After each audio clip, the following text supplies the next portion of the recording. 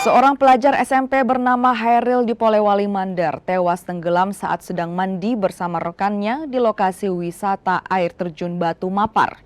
Korban sempat dinyatakan hilang sebelum akhirnya ditemukan warga dan polisi yang melakukan pencarian.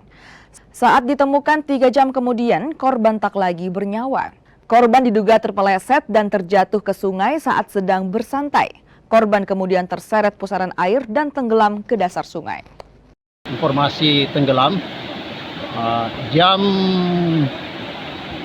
15.00 atas nama Hairil berhasil kami temukan. Mungkin ada informasi kenapa korban sampai tenggelam? Informasi mereka ada berampat datang mandi-mandi di sini. Ini Hairil mungkin kita bisa lihat sendiri. Informasinya dia terperosok, tergelincir. Ini kedalaman sekitar 7-10 meter ini. Kalau dipikir di sini ini dangkal ini, tapi informasi masyarakat di sini ini dalam ini.